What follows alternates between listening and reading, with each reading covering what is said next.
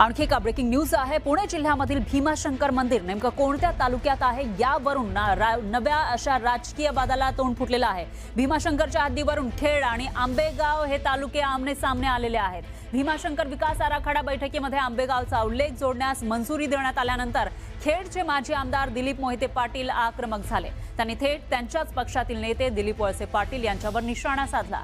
भीमाशंकर खेडचंच आहे, आंबेगावचं नाव जोडू देणार नाही असं म्हणत त्यांनी मोहिते पाटलांना थेट आंदोलनाचा इशारा या ठिकाणी दिलेला आहे। दरम्यान ही राजकारणाची नाही तर गुंडगिरीची भाषा असल्याचा पलटवार दिलीप वळसे पाटलांनी केलाय। मंदिर हे खेड आळंदी विधानसभा मतदारसंघाच्या कार्यक्षेत्रात येते। सब विनंती येते। बाबाजी काळेंनी जो मुद्दा सांगितला ना, मंदिर खेड तालुक्यात येत आहे, तर या त्यांच्या म्हणण्याशी मी पूर्ण सहमत आहे। त्यामुळे माझी सूचना अशी आहे, त्याला खेड आंबेगाव असं संयुक्त नाव दिलं तर काही हरकत नाही। मी वळसे पाटील साहेब, मी सहमत आहे तुमच्या मताशी। खेड आंबेगाव कायम नाव ठेवावं, खेड आंबेगाव ठेवलं तरी चालतंय, परंतु भीमाशंकरवाडी ही खेड तालुक्याचं एक नंबरचा बूथ आहे। भीमाशंकरवाडी काय अडचण नाही। हा, भीमाशंकरवाडी ही खेड तालुक्यात आहे। तालुक्यातल्या जनतेला कुठेही विश्वासात न घेता अशा प्रकारची जर ते पावलं उचलत असाल तर आम्ही काही मेलेल्या याची दूध फिरवलं नाही।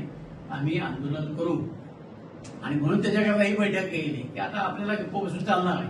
आपण खूप संयमाने घेतलं।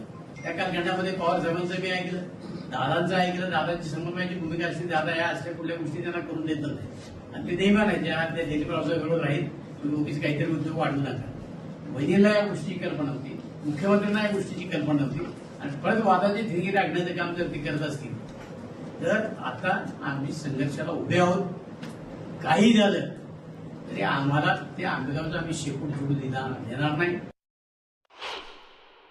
असले नाहक वाद करणं हे उचित नाही, परंतु काही लोकांना सवय लागलेली आहे स्वतःचं अपयश झाकण्यासाठी काहीतरी आरोप करत राहायचं आणि रस्त्यावर उतरून आईचं दूध पेलेलं नाही, नामकं नाही तर मेलेल्या आईचं दूध पिलं नाही असं नाही। ही काही भाषा राजकारणाची भाषा नाही, ही गुंडगिरीची भाषा आहे।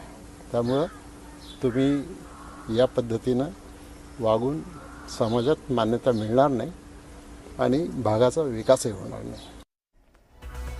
आता हा वाद नेमका कुठपर्यंत जातो ते बघावं लागेल। यानंतर